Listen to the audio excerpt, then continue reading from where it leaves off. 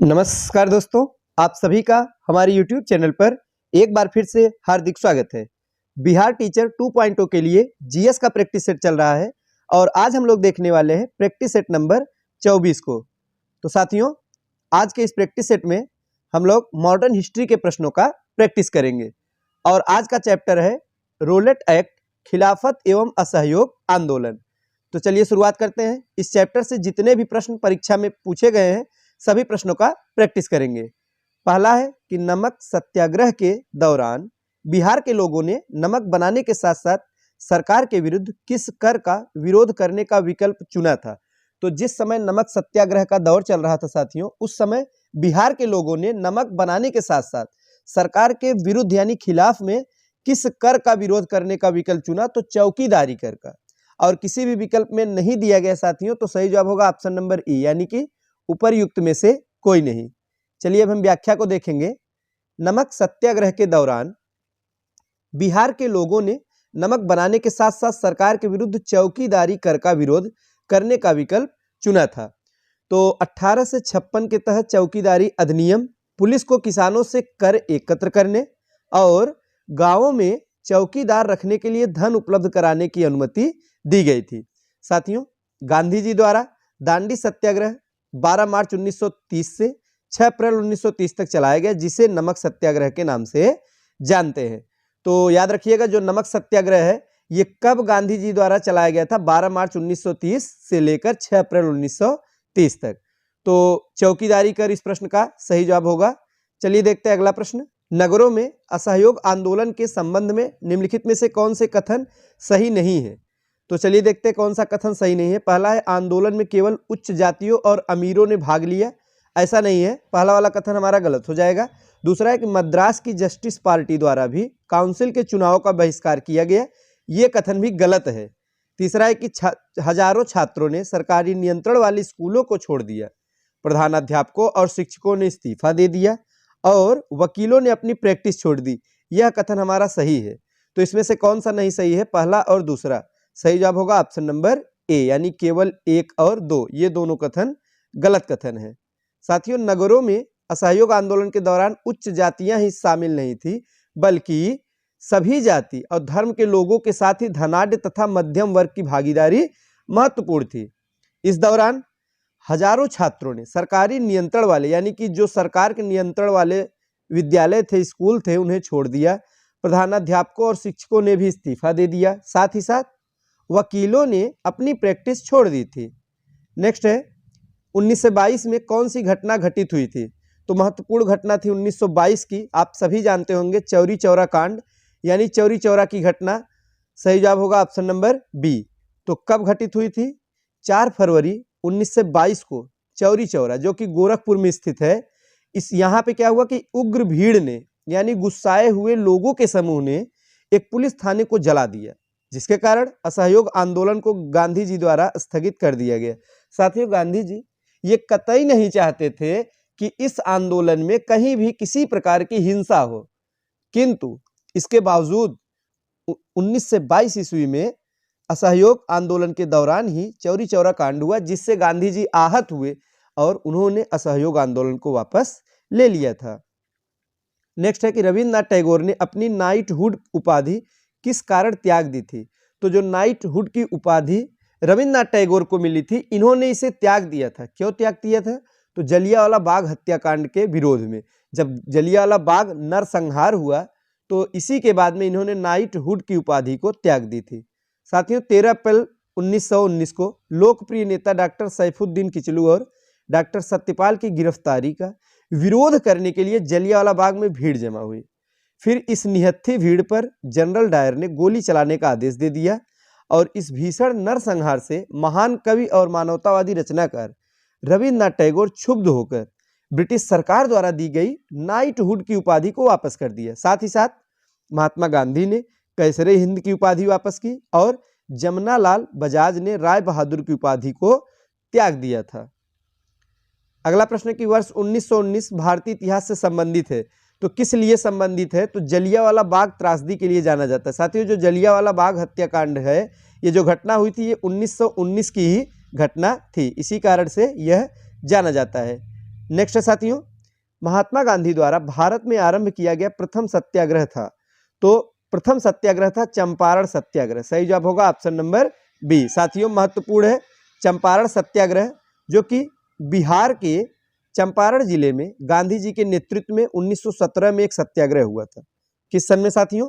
1917 ईस्वी में गांधी जी के नेतृत्व में बिहार के चंपारण में एक सत्याग्रह हुआ, जिसे चंपारण सत्याग्रह के नाम से जाना जाता है। और यह गांधी जी द्वारा भारत में आरंभ किया गया पहली सत्याग्रह थी, यानी प्रथम सत्याग्रह था। ये क्यों हुआ साथियों? कि बागान मालिकों द्वारा प्रयुक्त 3 कठिया पद्धति था, यानी कि 3/20 भाग पर जबरन नील की खेती किसानों द्वारा कराई जाती थी। इसी के विरोध में गांधी जी ने यह सत्याग्रह किया था।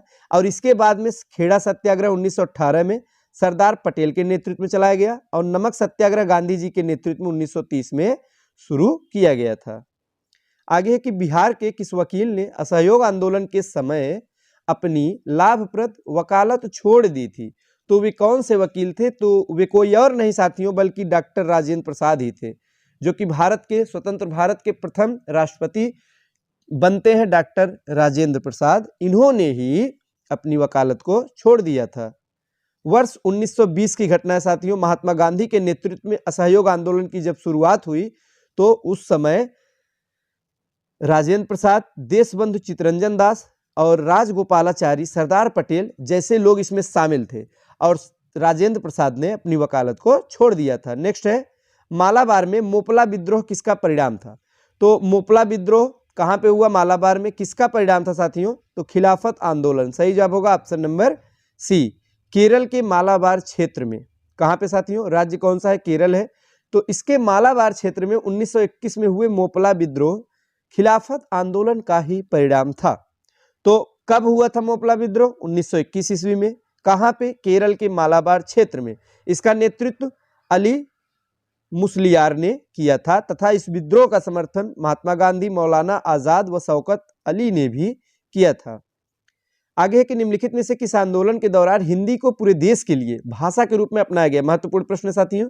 हिंदी को पूरे देश के लिए एक भाषा के रूप में किस आंदोलन के दौरान अपनाया गया? तो वो आंदोलन था असहयोग आंदोलन। असहयोग आंदोलन के दौरान कांग्रेस ने यह तय किया कि जहां तक संभव हो हिंदी को बतौर संपर्क भाषा के रूप में पूरे देश में इस्तेमाल किया जाएगा। अगला प्रश्न है, 1923 में स्वराज पार्टी का गठन किसने किया था? तो CR दास व मोतीलाल नेहरू ने। सही जवाब होगा option number C. Swaraj Party की स्थापना 1 जनवरी 1923 को हुई थी, और किसके द्वारा? तो चित्तरंजन दास और मोतीलाल नेहरू। याद रखिएगा, दोनों नाम महत्वपूर्ण है। चित्तरंजन दास और मोतीलाल नेहरू ने विट्ठल भाई पटेल, मदन मोहन मालवीय और जयकर के साथ मिलकर इलाहाबाद में इसकी स्थापना की थी। अध्यक्ष कौन थे? चित्तरंजन दास, और सचिव थे मोतीलाल नेहरू। आगे है कि निम्न में से कौन सा भारत में गांधी जी का प्रथम सत्याग्रह आंदोलन था जिसमें उन्होंने सविनय अवज्ञा का प्रारंभ यानी प्रयोग किया था? तो वो था चंपारण। सही जवाब होगा ऑप्शन नंबर ए। साथियों, जब दक्षिण अफ्रीका से गांधी जी लौटे थे जनवरी 1915 में, तो उन्होंने अपना सफल सत्याग्रह बिहार के चंपारण जिले से ही प्रारंभ किया 1917 ईस्वी में, और यह पहला सत्याग्रह आंदोलन था, और जिसमें इन्होंने सविनय अवज्ञा का प्रयोग किया था। यह आंदोलन वास्तव में किसानों के द्वारा नील की खेती से संबंधित था। चलिए देखते हैं अगला प्रश्न। आगे है साथियों कि बिहार के किस नगर में 1922 का भारतीय राष्ट्रीय कांग्रेस का वार्षिक अधिवेशन हुआ था? तो 1922 में जो अधिवेशन हुआ था वो बिहार के गया जिले में हुआ था। सही जवाब होगा ऑप्शन नंबर डी। गया जिले में 1922 ईस्वी में भारतीय राष्ट्रीय कांग्रेस का वार्षिक अधिवेशन हुआ था। अध्यक्षता किसने किया था? तो CR दास द्वारा इसकी अध्यक्षता की गई थी। नेक्स्ट है, 1920 से 22 के असहयोग आंदोलन के दौरान बिहार में प्रचलित मान्यताओं में से एक यह थी कि उनकी जीत होगी क्योंकि गांधी धर्म के प्रतीक थे। सही जवाब होगा ऑप्शन नंबर ए। नेक्स्ट है कि किस क्षेत्र में राहुल सांस्कृत्यायन 1920 के असहयोग आंदोलन में सक्रिय थे? तो छपरा में। कहां पे साथियों? छपरा में राहुल सांस्कृत्यायन, जिनका वास्तविक नाम केदारनाथ पांडे था। ये प्रतिष्ठित एक विद्वान एवं स्वतंत्रता सेनानी थे। इन्होंने असहयोग आंदोलन के दौरान बिहार के छपरा में नेतृत्व किया था एवं जेल भी गए थे। साथियों, इन्हें हिंदी यात्रा साहित्य का जनक भी कहा जाता है। हिंदी के एक महान कवि भी ये थे। नेक्स्ट है कि खिलाफत आंदोलन किसने प्रारंभ किया? तो मौलाना मोहम्मद अली एवं शौकत अली, नाम जरूर याद रखिएगा, इन्होंने ही खिलाफत आंदोलन को प्रारंभ किया था। आगे है कि 1920 ईस्वी की खिलाफत कमेटी की सभा जिसने गांधी जी को असहयोग आंदोलन के नेतृत्व को संभालने का अनुरोध किया, वह किस शहर में हुई? तो इलाहाबाद में। कहाँ पे हुई थी साथियों? इलाहाबाद में, जिसे प्रयागराज के नाम से जानते हैं, यहीं पर हुई थी। नेक्स्ट है कि असहयोग आंदोलन की स्थगन संबंधी घटनाओं का सही क्रम इंगित करें। स्थगन यानी कि क्या? जो असहयोग आंदोलन वापस ले लिया गया था, तो इसके संबंधी जो घटनाएं हुई थी उनका सही क्रम बताना है। तो चौरी चौरा में पुलिस गोलीकांड 1922 ईस्वी में हुआ। साथ ही उग्र भीड़ द्वारा पुलिस थाने को जलाना, इसके बाद में ये घटना हुई थी। और उसके बाद गांधी जी द्वारा आंदोलन का स्थगन हुआ, तो ये भी बिल्कुल सही क्रम में। फिर गांधी जी की गिरफ्तारी भी हुई थी। तो चारों बिल्कुल सही क्रम है। सही जवाब होगा 1, 2, 3, 4 यानी ऑप्शन नंबर ए। नेक्स्ट है साथियों कि अखिल भारतीय खिलाफत सम्मेलन जो कि 1919 में हुआ, इसकी अध्यक्षता किसने की या अध्यक्ष किसे चुना गया था? तो महात्मा गांधी को। किसे चुना गया? महात्मा गांधी को खिलाफत सम्मेलन में अध्यक्ष चुना गया। आगे है कि अमृतसर के जलियांवाला बाग में भीड़ का दमन कब हुआ? 13 अप्रैल 1919 में। यही वो डेट है साथियों जिस दिन जलियांवाला बाग में भीषण नरसंहार हुआ, त्रासदी थी, और डेट है 13 अप्रैल 1919। हुआ क्या था? डॉक्टर सत्यपाल और सैफुद्दीन किचलू, इनकी गिरफ्तारी के विरोध में अमृतसर के जलियांवाला नामक बाग जो स्थान है साथियों, इसी स्थान पर एक सभा का आयोजन किया गया। तो कई लोगों की भीड़ यहाँ इकट्ठा हुई और उस समय तत्कालीन सैन्य प्रशासक ब्रिगेडियर जनरल डायर था। इसी के आदेश पर गोलियां चलवाने के कारण भारी संख्या में लोग मारे गए थे। इस घटना के विरोध में रविन्द्रनाथ टैगोर ने नाइटहुड, शंकरन नायर ने वायसराय की कार्यकारिणी परिषद से इस्तीफा दे दिया। नेक्स्ट है कि रोलेट एक्ट कब पास हुआ? महत्वपूर्ण है साथियों, 1919 में ही रोलेट एक्ट पास हुआ, जिसे काला कानून के नाम से भी जानते हैं। इसे बिना अपील बिना दलील का कानून भी कहा जाता है। चलिए देखते हैं। क्रांतिकारी गतिविधियों के दमन हेतु 1919 में रोलेट एक्ट को पास किया गया। तो इस एक्ट को सर सिडनी रोलेट की अध्यक्षता वाली समिति की सिफारिश के आधार पर बनाया गया था। इसमें क्या था साथियों कि अंग्रेज सरकार को किसी भारतीय पर बिना मुकदमा चलाए ही गिरफ्तार करने का अधिकार प्राप्त हो गया। इस प्रकार से इस एक्ट को बिना वकील, बिना अपील तथा बिना दलील का कानून भी कहा जाता है। आगे है कि गांधी जी ने असहयोग आंदोलन कब प्रारंभ किया? तो 1920 में प्रारंभ किया था। सही जवाब होगा ऑप्शन नंबर ए। पूरा डेट है साथियों 1 अगस्त 1920। यही वो डेट है जब असहयोग आंदोलन महात्मा गांधी द्वारा चलाया गया था। चलिए देखते हैं अगला प्रश्न। आगे है कि जलियांवाला बाग में प्रदर्शन के लिए क्यों लोग जमा हुए थे? तो पिछले प्रश्न में हमने बताया कि किचलू तथा सत्यपाल के बंदी बनाने के विरोध प्रदर्शन के लिए ही जमा हुए थे। नेक्स्ट है साथियों, महात्मा गांधी ने खिलाफत आंदोलन का समर्थन क्यों किया था? क्योंकि गांधी जी ने अंग्रेजों के खिलाफ अपने आंदोलन में भारतीय मुसलमानों का सहयोग ये प्राप्त करना चाहते थे। तो ये भारतीय मुसलमानों को छोड़ना नहीं चाहते थे, बल्कि उन्हें साथ में लेकर जो है आंदोलन करना चाहते थे, उनका सहयोग प्राप्त करना चाहते थे। इसीलिए खिलाफत आंदोलन का गांधी जी ने समर्थन किया था। अगला प्रश्न है कि किस घटना के बाद महात्मा गांधी ने असहयोग आंदोलन को अपनी हिमालय जैसी भूल बताई? तो यही घटना है चौरी चौरा की घटना। इस घटना के बाद गांधी जी ने असहयोग आंदोलन को बताया कि हिमालय जैसी भूल, इस प्रकार से उन्होंने कहा था। नेक्स्ट है, असहयोग आंदोलन के दौरान किसने पटना कॉलेज छोड़ दिया जबकि उसकी परीक्षा के केवल 20 दिन ही बचे थे? महत्वपूर्ण प्रश्न है बीपीएससी का साथियों। सही जवाब होगा Jayaprakash Narayan, option number C. Jayaprakash Narayan साथियों ये बिहार के सारण जनपद में जन्मे थे। जयप्रकाश नारायण असहयोग आंदोलन के दौरान पटना कॉलेज छोड़ दिया जबकि परीक्षा होने में केवल 20 ही दिन बचे थे, फिर भी इन्होंने कॉलेज को छोड़ दिया था। नेक्स्ट है कि जलियांवाला बाग नरसंहार किस गांधीवादी सत्याग्रह के संबंध में हुआ? तो रोलेट सत्याग्रह। सही जवाब होगा ऑप्शन नंबर बी। आगे साथियों, चंपारण में गांधी जी को आमंत्रण किसने दिया था? जब गांधी जी चंपारण गए थे और चंपारण सत्याग्रह उन्होंने शुरू किया था, तो किसके बुलाने पर गए थे? तो एक किसान नेता थे, उनका नाम था राजकुमार शुक्ल। इन्हीं के बुलाने पे गांधी जी चंपारण गए थे। आगे है कि महात्मा गांधी ने अपनी सत्याग्रह की तकनीकी का प्रथम प्रयोग कहाँ पे किया? तो चंपारण बिहार में। कई बार ये प्रश्न पूछा गया है साथियों, याद रखिएगा। तो इस परीक्षा में भी पूछे जाने की पूरी संभावना है, तो आप इसको सही करके आइएगा। और आपका सही जवाब होगा कि चंपारण बिहार, यहीं पर गांधी जी ने पहली बार सत्याग्रह का प्रयोग किया था, सफल सत्याग्रह था।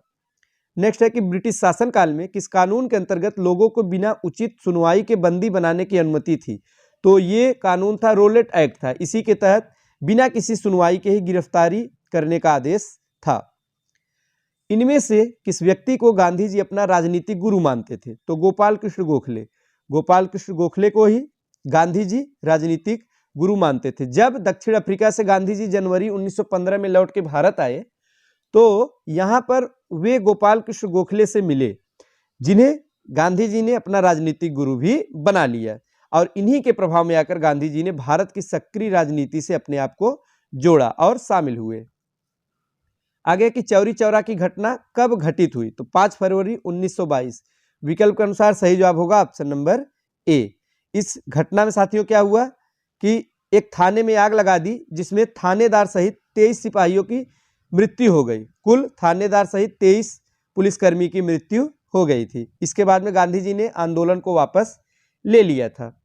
रोलेट एक्ट का भारतीय राष्ट्रीय कांग्रेस ने विरोध किया क्योंकि इसका लक्ष्य था, तो इसका लक्ष्य था साथियों वैयक्तिक स्वतंत्रता को सीमित करना था, इसीलिए इसका विरोध किया गया। सही जवाब होगा ऑप्शन नंबर ए। अगला प्रश्न है किस घटना के कारण गांधी जी ने असहयोग आंदोलन वापस लिया था? तो चौरी चौरा कांड के कारण ही वापस ले लिया।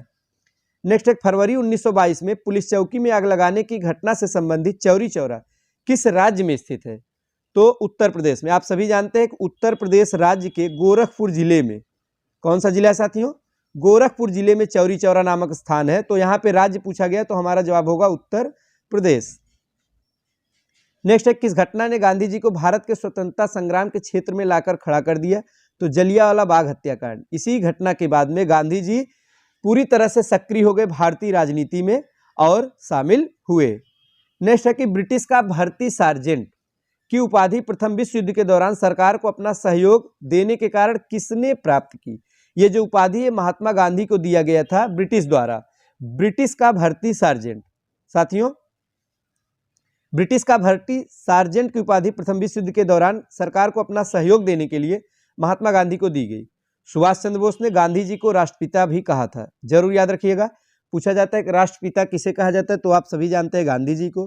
किसने कहा था? सुभाष चंद्र बोस ने कहा था। इसके साथ ही साथ रविन्द्रनाथ टैगोर ने इन्हें महात्मा की उपाधि दी थी, गांधी जी को महात्मा की उपाधि दी थी। और चर्चिल ने गांधी जी को अर्धनग्न फकीर कहा था, और ब्रिटिश सरकार द्वारा इन्हें कैसरे हिंद की उपाधि दी गई थी। तो ये कुछ उपाधियां हैं, किससे संबंधित है? गांधी जी से संबंधित है, सभी आपको याद होने चाहिए। नेक्स्ट है निम्नलिखित में से किस सत्याग्रह आंदोलन में गांधी जी ने प्रत्यक्ष रूप से भाग नहीं लिया? तो वायकोम सत्याग्रह, ऑप्शन नंबर सी इस प्रश्न का सही जवाब है। स्वराज दल की स्थापना असफलता के बाद हुई, किसकी सफलता के बाद? तो असहयोग आंदोलन की असफलता के बाद में हुई थी। स्वराज दल की स्थापना किसने की साथियों? तो चित्तरंजन दास एवं मोतीलाल नेहरू ने। सही जवाब होगा ऑप्शन नंबर डी। चलिए देखते हैं अगला प्रश्न। हमारा आज का अगला प्रश्न है कि बिहार के कौन से स्थान में गांधी जी ने अपना प्रथम सत्याग्रह किया? वही प्रश्न है, फिर से पूछा गया है, शब्दों को बदल दिया गया है। तो स्थान है चंपारण, यहीं पर गांधी जी ने प्रथम सत्याग्रह किया था।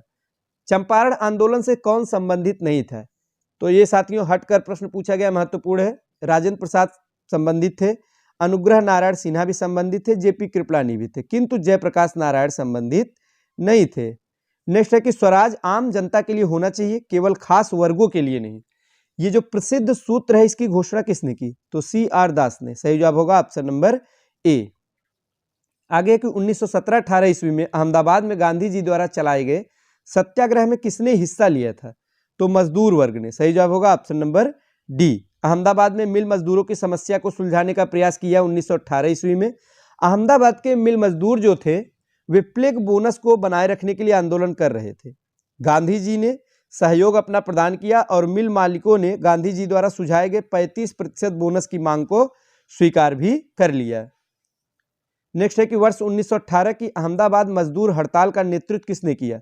तो महात्मा गांधी ने। साथियों गांधी जी ने ही अहमदाबाद मजदूर हड़ताल का नेतृत्व किया था। कब? 1918 में। और अंततः मजदूरों को 35% बोनस दिया गया था गांधी जी द्वारा आंदोलन करने के पश्चात में। अगला प्रश्न साथियों, महात्मा गांधी की दक्षिण अफ्रीका वापसी पर इनमें से किस घटना के कारण उनको प्रसिद्धि मिली?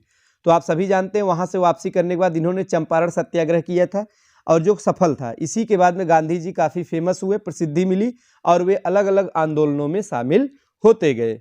और पहली बार गांधी जी ने भारत में सत्याग्रह करने की धमकी चंपारण सत्याग्रह के दौरान दिया 1917 में, और सफलता भी प्राप्त हुई इन्हें।